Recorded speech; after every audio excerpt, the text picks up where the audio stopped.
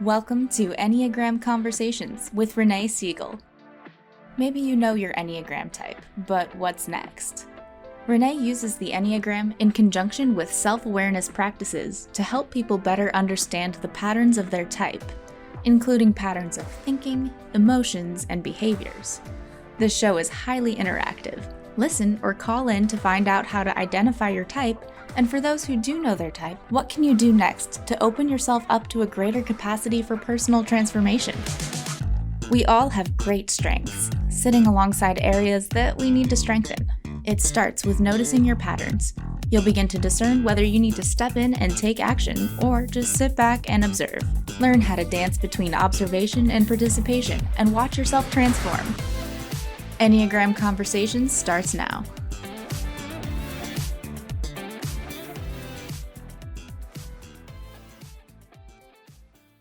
I am so excited today because I have two wonderful women, friends and colleagues who I just adore, who are type 1s today to talk to you about what it's like to be a type 1, because I can give you lots of information, but hearing it directly from the type is the best.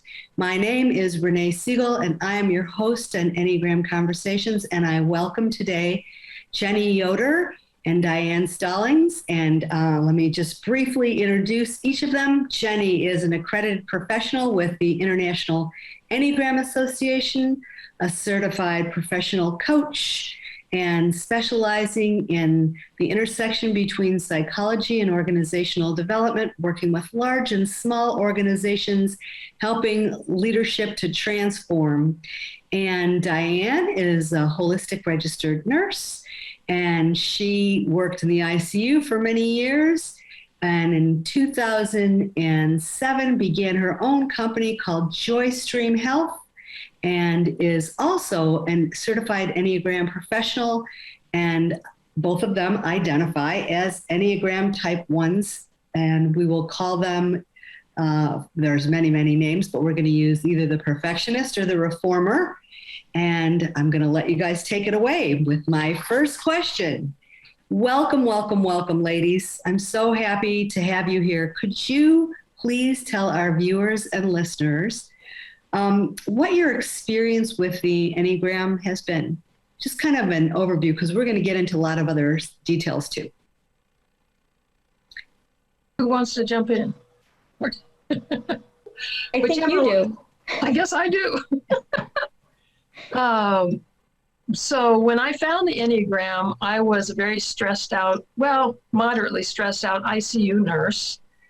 And I was so happy to be able to go to one of Helen Palmer's workshops very soon after I learned about the Enneagram.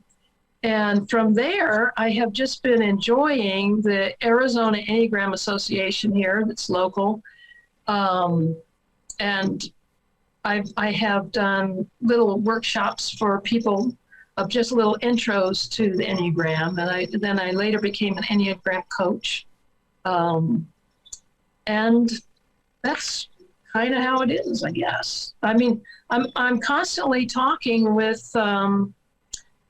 Enneagram friends about this material because it's so useful. And in fact, many years ago, when I first got into it, I taught our local Girl Scout group about the Enneagram, and that opened conversations for years amongst my daughter's peer group. But at any rate, it just is something that is just so useful for everybody's job, family, just everything. Yeah, thanks, Diane. Yeah, so for me, I was introduced to the Enneagram when I was going through my professional coaching certification. They gave us a book there called The Wisdom of the Enneagram, and we spent maybe, I don't know, out of a year-long program, we spent maybe 4 hours on it. And I just got intrigued with it, ended up going to a part 1 4-day workshop back in 2006. And ever since then, I mean, if you look at the books behind me, all the books right over here are all Enneagram books. So I think I've got about 35 by now. Um, Primarily, I use it as a coach for folks that are interested in learning more about their habitual patterns, the ways of thinking and feeling and behaving, because that's really what our type is. And I also use it a lot with teams in business because, again, it helps them to understand um, what it is about my preferences, a little bit more about your preferences, so that I can adjust my style more easily to what someone else is displaying, whether or not it's their real type or the mode they're in right then. So really, I'd say, compared to all the other tools I've used in organizational development, it's the most useful that I've actually found in terms of people understanding themselves, increasing that self-awareness, and then really being more mindful about how to adjust to other people. Mm-hmm. Yeah, you mentioned something about people's type and whether or not it shows up in a particular way, or whether or not it's their type. And I think one of the, you know, beginning parts of the Enneagram for all of us is a real eagerness around finding our type. You know, what type am I? And there is something that happens oftentimes when you take a snapshot of yourself at a given point in time that may not really reflect your type, because we only have one type. So what would you say to our listeners and viewers as they're exploring, the trying to find their type? Do you have any thoughts about that? Well, one thing I would say, Renee, is even though we do say that people display one primary type and it stays constant throughout their life, I do believe we all have all nine within us. And so really it becomes a journey of understanding, when do the gifts of that other type, when should I adopt some of those so that I can show up more authentically as the situation requires. I do think we're a mix of all of them. It's just that it's kind of like we talk about a pair of glasses. Every day you have nine on your dresser and you could pick up any of the nine, and we tend to pick up the same one over and over and over again. So it kind of becomes our worldview. Mm-hmm. Our worldview, and definitely a reflection of core beliefs that we develop Yep. really, really early on, kind of driving the game Yeah. in many ways. How about you, Yeah. Diane? Do you have any thoughts about So finding? when people are trying to figure out their type, you're saying yes? Yeah. Um, well, the we have so many wonderful books, but the small book called The Essential Enneagram by David Daniels um, is very succinct in looking at your emotional habits in many different ways. And one thing that I like to suggest is that people would especially look at what makes them angry, because for me, that was a very telling thing. In that book, there are just particular things that people are upset about, and it boils down to giving too much or having too much responsibility, and other people won't step up to the plate. That's the type one. Anyway, I found that book to be quite helpful.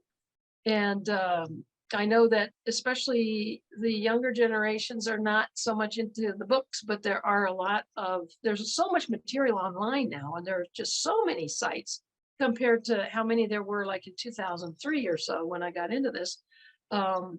But I guess I would say to, take a bunch of different quizzes and just explore that, and also consider this season of your life, or this time whether you are feeling extra stressed or relaxed, because we know that your type goes to different other types according to how stressed or relaxed you feel. And of course you have your wings, and so you can actually feel like you're several different types as you're trying to pin down that one type that really nails it.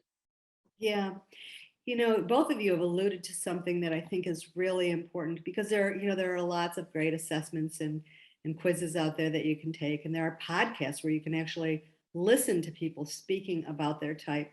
And sometimes that's really helpful too, because you can resonate with the language and the posture and the verbal and nonverbal cues that you get. But there's something that you've alluded to around motivation, or what's motivating us to do something. So, everybody gets angry, right? But some people get angry for various reasons, right? And Yes. what gets me angry might be very different than what gets you angry or upset or reactive or whatever. And I love to use the coined phrase for a one, where that we all kind of have some commonalities. When I walk into a group and I'll ask, how many of you think it's important to be a good person? And usually everybody, I mean, every once in a while you'll find somebody not raising their hand, but most people raise their hand. They want to be a good person. And then you ask the question is, can you tell me what motivates you to be a good person? And boy, those answers are so different. You get to look at the core motivation for why somebody is responding to a question. And so let's just jump into that. I mean, ones are perfectionists. They want to do good and right and correct and make the world a better place.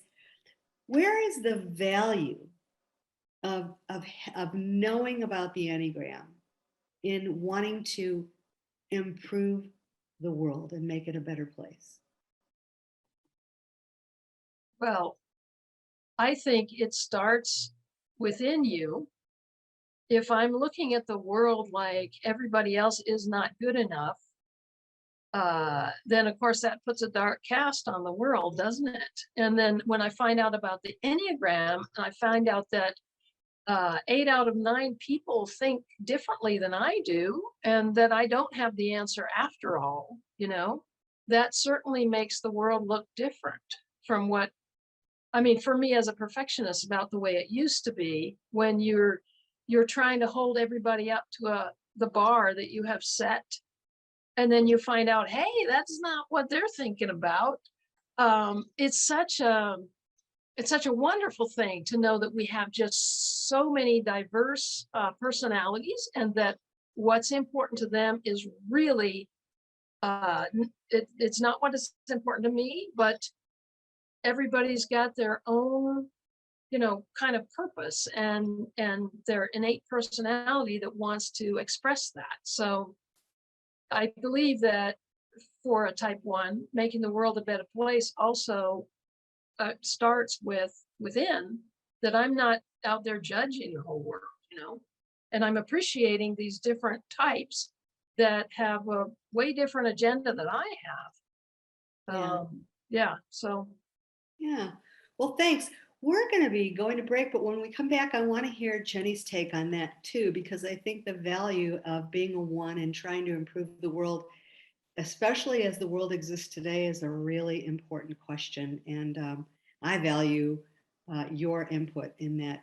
I hope you will stay tuned. We'll be back momentarily. You are listening to Enneagram Conversations with your host, Renee Siegel. If you want to know more about my work, you can find out about it at yourpurepotential.com. That is the letter U, the letter R, purepotential.com. And I look forward to you coming back and joining Jenny and Diane and I as we further our conversation about Enneagram Type 1s.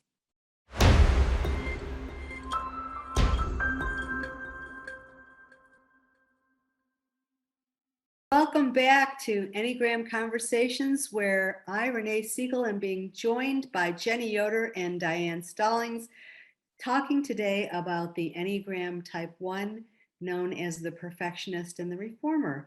And so I turn it over to you, Jenny, to talk about just the value of being a Type 1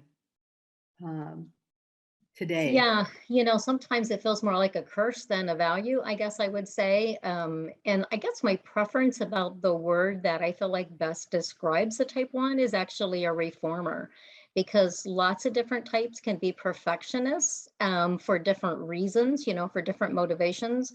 Whereas the reformer, to me, I actually remember as a kid being so drawn to Joan of Arc stories, who would die at the stake for a belief.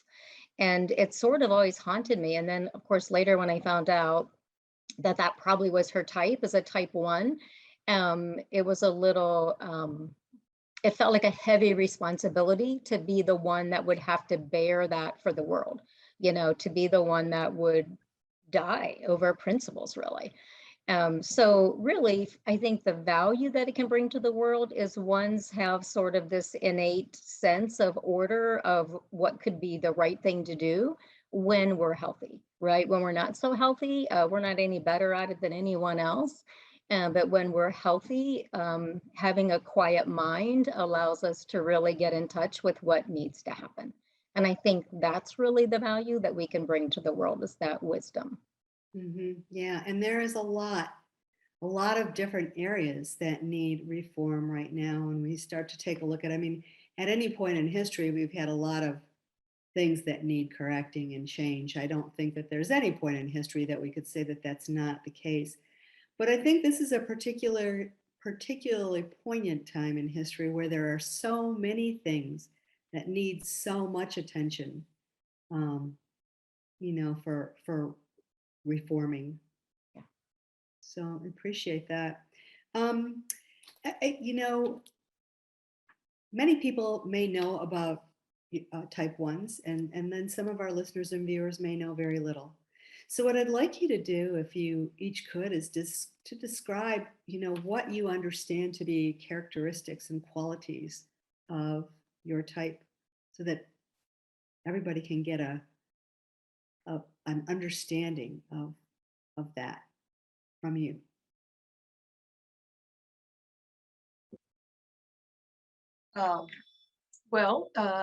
We have a lot of integrity. We want to do the right thing, and sometimes we have a hard time letting others take action because we feel like we can do it better, or we can suggest a better way to do it. I think there's something in us that expects everybody to pull their own weight, and we get upset when they don't, because in many ways we sort of feel responsible for the world. There was a time when I was driving down a highway, a country road, shall we say, that I drove down every single day. And in the back of my mind, I felt like I really should spend my weekend cleaning up the trash on this public road. I mean, that's how much I want to repair things, clean things up. It's an innate type 1 thing. Although I do know that different perfectionists feel that way about different things in their life. Like this department of my life, I keep it pristine. And this other department of my life, I'm not so much fussy about it. But we do have, we really value integrity, and our intentions are good, so to speak. We do want to be good. We don't want to admit our mistakes because we are so attached to being good. And we come off as arrogant a lot of the time if we're not aware of what we're doing, or sometimes even if we are. But our motivation is really for the good of all. It's not, what do I want to say? So they do call type 1 the saint, kind of, and we do think we're that good. There's a part of us that feels we're that good. But we also, I think we're in tune with some of the innate goodness that does exist in the world. And I think we hold a vision of that for the world. I think I better wrap that up. Let's hear from Jenny. Well, so let's see, what would I add to that? I know for some ones, it's not so much about moral principles. It might be about a different kind of belief. So it's kind of like whatever we're raised with, we adopt and take on. And we feel like, it's almost like we feel like we're obligated to do it. And in fact, I would say when we notice we're kind of getting into that unhealthy range, when we're feeling obligated or we're feeling like we have to do something, that's when we're too much in our type instead of really using all three centers of intelligence, because we talk about our type showing up when we leave a center of intelligence out. And what ones leave out is a quiet mind, because we have this back and forth, back and forth. What is the right thing to do? What's the responsible thing to do? Even if we don't do it, we feel obligated to check in with what it should be or could be at its best. And that can get really old because it feels like, we have a chatterbox mind all the time. I guess the other thing I would say is that we're naturally good at walking into any place, whether it's outside or a room, and noticing what's wrong. It's like we don't even have to try. In fact, we can try not to, and we still notice. So, that's often why we come across as critical, because we see innately what's wrong or what could be better. And so it can come across as a judgment. So what we have to learn is the quality of discernment. So how do I notice, but not put a value judgment on it? Like, is this good? Is this bad? Is there too much light behind Renee? Is there not enough light? It's kind of like we just automatically go to that place of noticing and then making a value judgment. And so what we have to forget is that there's no need to make a value judgment. We're actually not, the one in charge of all things. And we don't actually have all the best ideas. We might have one, but, come on, there's lots of others. So, yeah, the other thing I would say is that we tend to really repress our emotions, as do some of the other types. For us, it's more about we feel like we have to control all those crazy impulses that, other people just give into because, morally, why would we want to do that, right? So, again, as we get a little more healthy, we realize, oh, that's more like a straitjacket instead of really how we want to be. Yeah. There's a lot of shoulds that come up for many people in life, but the shoulds seem to have a really strong impact in this type. A should can be running the show a lot of time, that sense of obligation. And again, that's also true with an inner critic. I think every type has an inner critic, right? So how would the inner critic of a type 1 differ from perhaps other types? Well, for me, an inner critic is like, it feels like it's us. I mean, it's hard to distinguish what is an inner critic voice versus what is really me, at my best. It's like one and the same voice. It's kind of like what I was talking about, that chatterbox. It's like it sits on your shoulder and it's always there and it's got a really loud voice. And so, many times when we're correcting other things, it's kind of like we've gotten a message from this inner critic.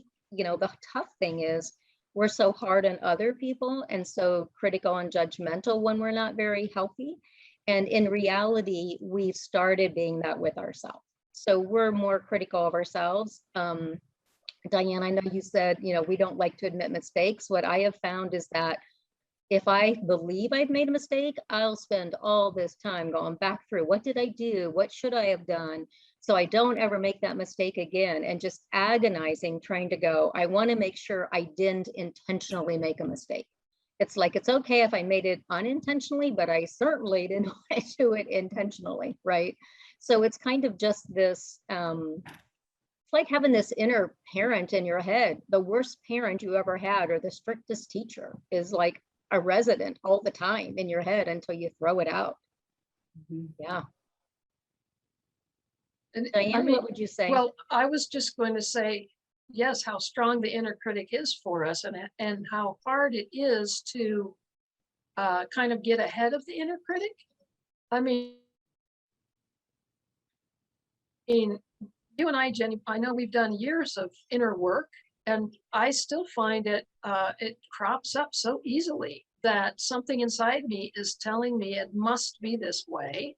Then I turn around and say, oh, that's my critic again, And so as you say, it's almost like it's part of us.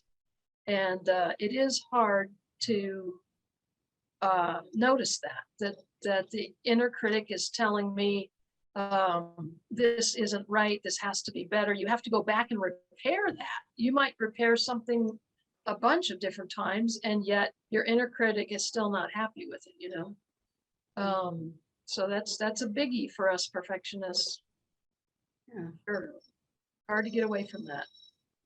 Great information. We all have inner critics, but the one's inner critic sounds like it works overtime and maybe more attached to the same voice that we have versus it sounding like it may be coming from somewhere else, or maybe it's just a bit stronger. But again, we all have an inner critic. And I thank you both. We're just about ready to go to our next break. And when we come back, we're going to be talking about things that you actually enjoy about your type, things that you celebrate about your type and embrace about your type. And then we'll talk about things that are challenges of the type, and then what somebody might want to do that's just learning about the Enneagram, or even those who've learned a lot that want to practice and go further, because just merely learning about the Enneagram is cheating yourself of all that the Enneagram studies have to offer you. My name is Renee Siegel. Thank you for joining Enneagram Conversations, and I look forward to you joining us after break.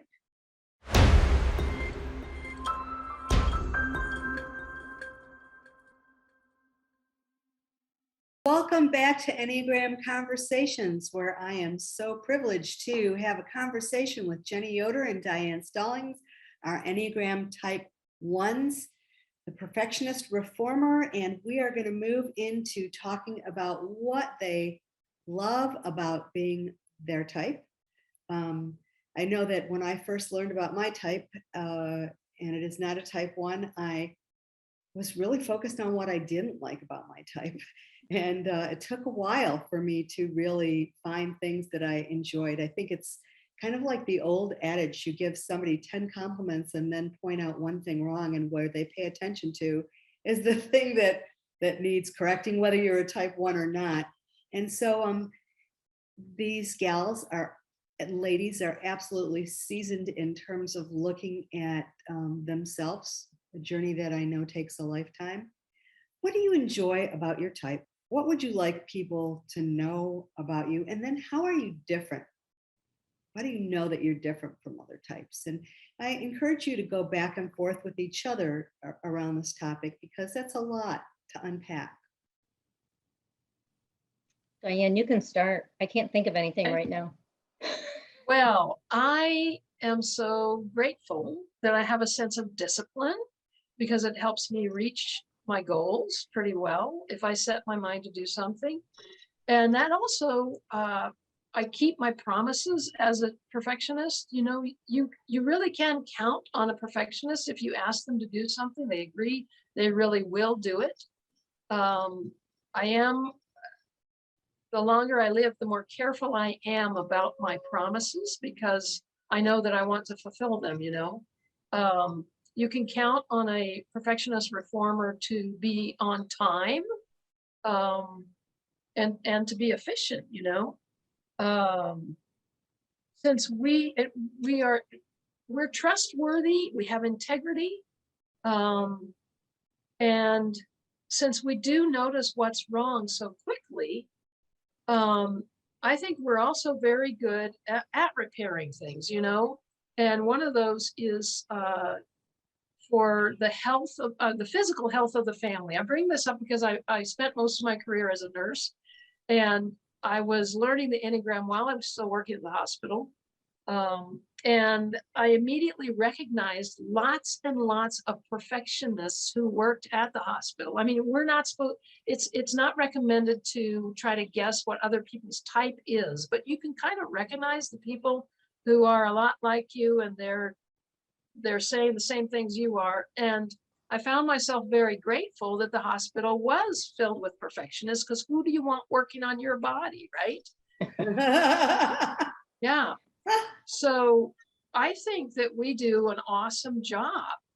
We just have to be careful not to be so critical and judgy and hard on ourselves, right? But anyway, those are the things that I value. How about Jenny? So I guess what I would say is, now you wouldn't see evidence if you saw my desk, but I do have sort of this innate sense about order. And if I'm really upset about something, the best way for me to work off that extra anger energy is to go clean or go put things in order, right? It's like almost therapeutic. Um, and so we do choose, right, what we want to be in order or what not. But it's like I don't have to worry about, do I know how to do that? It's like when I did a Gallup Strengths Finder, which is just, you can get a book and basically online take that assessment. One of the things that came up is called arranger. And arranger, ARRANGER, means, taking things that are in chaos and making sense of them. And so, as a coach, right, I hear someone's story, I hear their views about it. It's easy for me to ask the questions to help them see the trends or to see maybe where things are in alignment or out of alignment. So when I say order, it's almost alignment is the word that I would say is easier for us to get a sense of that when we're healthy, right? When we're aware of what some of those patterns are. I think the other thing is it's really easy for us to be calm and in control if there's chaos, if there's too much drama in the workplace. It's really easy for us to just go solve the problem. Of course, that can get in our way if we put problem solving ahead of relationships, right?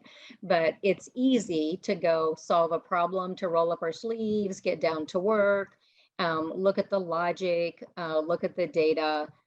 We tend not to really get caught up in emotion. In fact, we have to remember to express emotions and process them because we kind of have a tendency to think emotions get in the way, right, of solving a problem. So that's often why sometimes we get told we're a little cold or we're not very approachable or we're too serious because, we don't want to be having too much fun because things need to be fixed and taken care of. And if we're all out having fun, who's going to do the work, So it's easy for me to be the first one to volunteer to help clean up after a meal, even if it's at someone else's party, because I have that innate sense of let's do what needs to be done, not just about a moral principle, but just what's the work that needs to be done.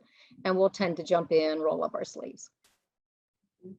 Yeah, you've referenced this logic, order, a lot of references to the head. And in our earlier Enneagram training, setting things up, we talked a lot about the centers, the 3 centers. Yeah. And the type 1 sits in the body center, does not sit in the head center. And so often type 1s are, and sometimes even type 8s, not generally type 9s, but type 1s and type 8s are confused for a head-centered type because logic shows up, or order and putting facts and information together, or arranging, all of those things don't kind of, at least to me, they don't align with this whole notion of instinctual intelligence. Can Yes. you talk So to that? Yeah. So we kind of believe our body is a problem or at fault. We don't want to be run by our impulses, and so we keep a really tight rein on that. We have this tension. We don't live in the past and we don't live in the future, but we don't want to be here either. It's this sense of because it's not right, and so there is sort of this sense of, I'm overusing my head intelligence. I don't have a quiet mind. So when the 1 in us shows up, we're basically leaving out a quiet mind. And when we have a quiet mind, we wouldn't have an inner critic. We don't have any shoulds.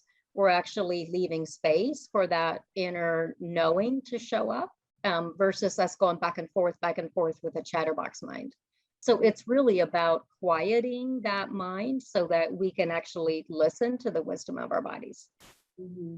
Yeah. And in listening to the wisdom of your bodies, or thinking about the whole body type, could you talk a little bit about anger too? Because you both referenced the word anger. And, my personal way of understanding some of the difficult emotions in life, we have categorically like positive emotions and what we would call challenging emotions. And anger and fear and distress show up in the challenging emotional group.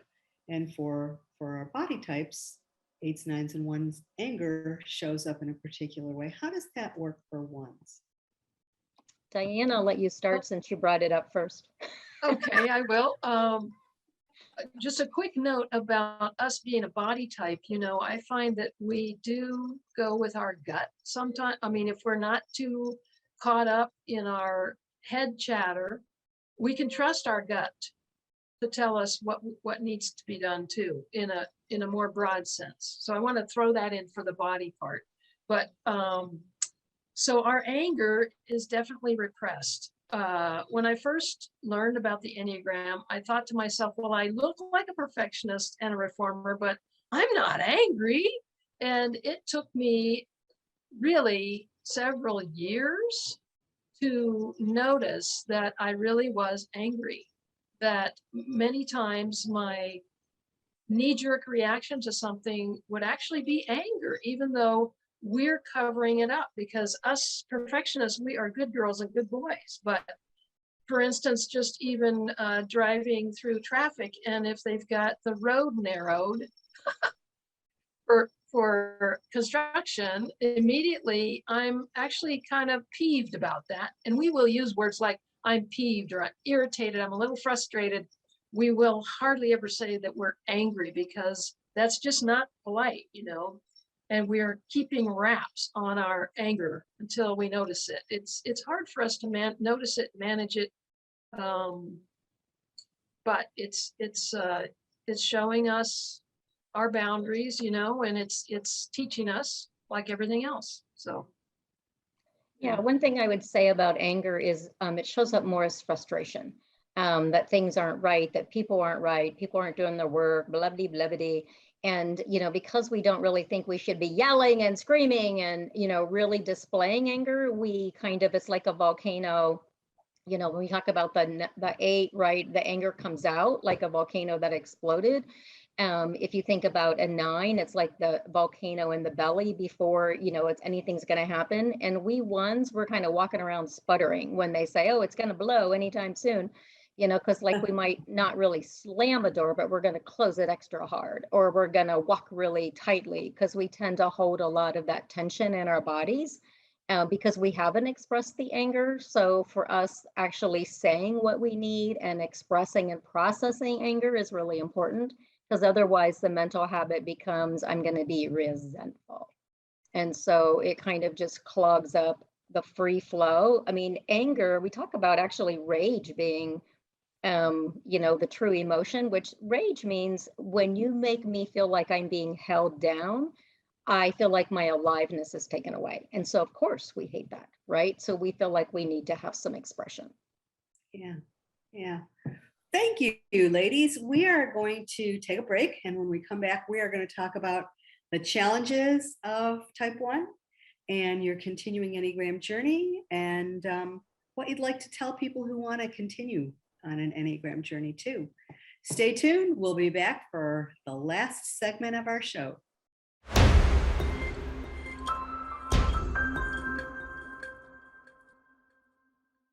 Welcome back to Enneagram Conversations. We are at the last segment of our show. Again, I am so happy to have Jenny Yoder and Diane Stallings here today with me to speak to you about the Enneagram Type 1. We're going to wrap up today talking about the challenges of this particular type and their continued Enneagram journey, and what they would suggest for those of you who are beginning an Enneagram journey, or want to journey into knowing more about the Enneagram. So what are the challenges of type 1? I would say one of them is being misunderstood. We really do want the best for everybody, and then people misunderstand that because we get bossy and everything.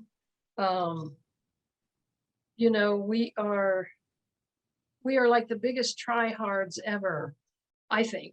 I could be wrong about that, but we know that we need to learn to relax, but it's not that easy, and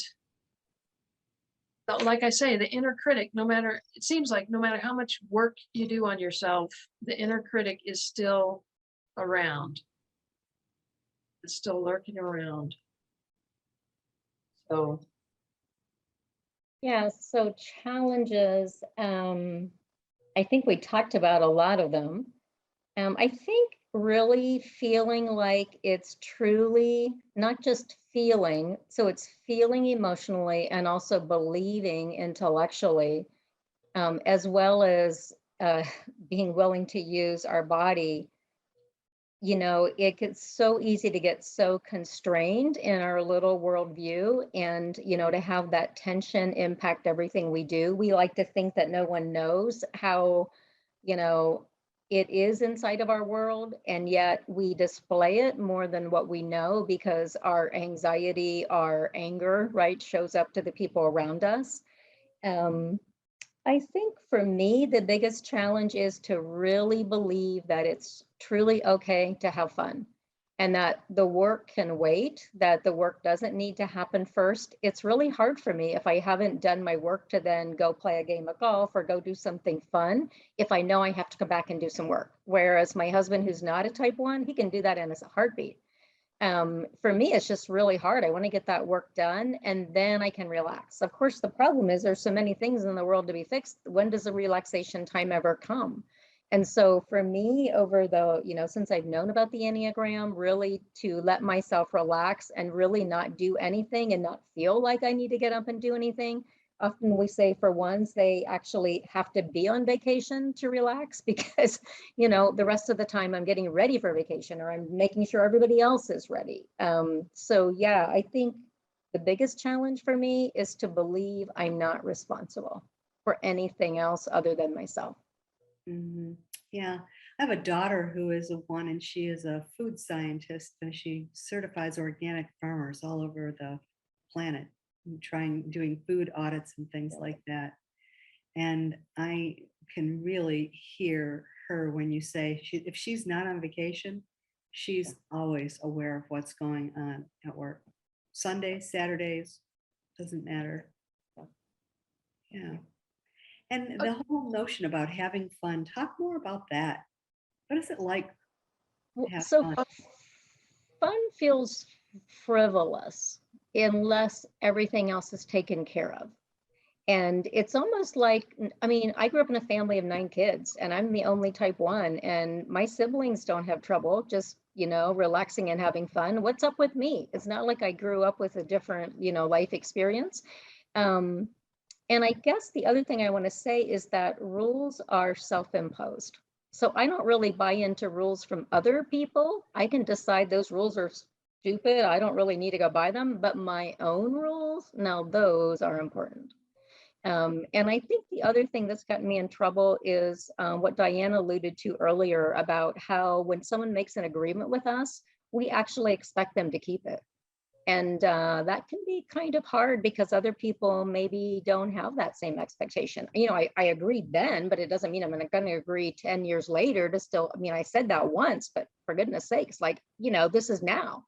And for us, it's like we're obligated to keep that agreement, whatever it was, or to go back and renegotiate. And other people don't feel the need to necessarily do that like we do. So that often gets us in trouble with relationships. Very good point. Yeah. Yeah, we don't want dessert until we eat the meat, as they say in Pink Floyd. You can't have your pudding till you eat your meat. I want to say a word to the people that are just trying to figure out their type, and if they feel that they are a type 1 perfectionist, when you start reading more about what the perfectionist is, what they do, you can also get really down on yourself. It can be painful, although I think for many types, it feels painful to admit the full spectrum, the full picture of their type, because you're thinking, gosh, I don't do that, do I? And then you find out, yes, I've been doing that. And it's, I don't know, some of the first books I was reading, they were just covered with tears. They were, because there was so much self-judgment. It was very hard. I don't know if that everybody would react that way, but us perfectionists, we just really are. We don't want to be disappointing.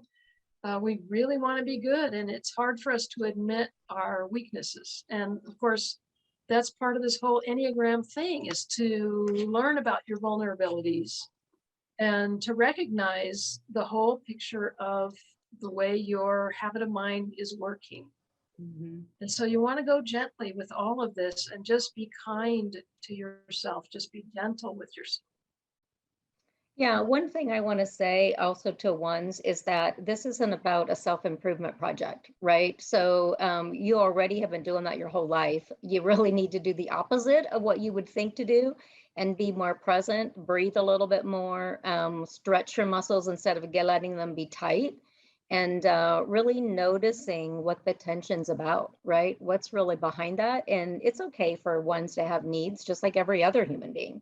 The hard part is admitting that we actually have any, right? Because we've been trying so hard and we're so exhausted, right? So yeah, lighten up and yeah, just let go. Be more present with the people in your life.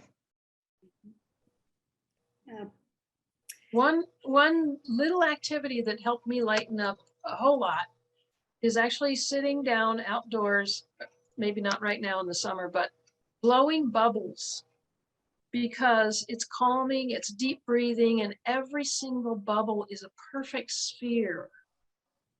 And you can take 2 minutes to do that. And it's just one of many ways that you can actually lighten up and let go of whatever bone you're chewing, you know. Yeah, I've always been in strenuous, I played soccer, I played racquetball. I've done a lot of things that really make your muscles tighter. So when I first got into yoga, that was so helpful because it actually, the stretching out is what really is the opposite of what we tend to do. The other thing I just did is learn to play golf after the age of 60, which gives you that beginner's mind and noticing, oh, it's okay to learn. I don't have to know it all before I start, right? I can be imperfect and still have a good time. Yeah. Yeah. Well, you have both given our listeners and viewers a really strong foundational understanding, much better than I could do just describing the type. And I thank you so much for being on today and sharing your experience and strength and hope for those people. Remember that the Enneagram is, the Enneagram practices are really cultivated by turning your awareness inside.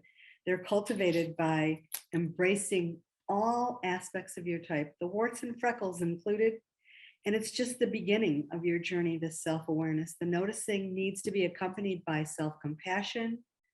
And as your self-compassion grows, your compassion for others grows. I love this statement. It is follow your breath, claim inner peace, and move forward with grounded presence. And I think that's true for all types. And I thank you for joining me on Enneagram Conversations. If anybody wants to know more about the work that is happening at You Are Pure Potential or has questions for me, please do not hesitate to email me at Renee, Renee, at you, the letter U, the letter R, purepotential.com. Thank you so much for joining me, ladies. I so appreciate your presence today. Thank you. Thanks, Renee. It was fun. Yeah. Cool. Thanks for listening to Enneagram Conversations. Renee is on a mission to guide people towards cultivating inner observation, which assists with self-awareness and expansion. Identify your type, notice your patterns, and learn how to unlock the higher aspects of your Enneagram type. There is limitless potential inside you already, just waiting to be unveiled.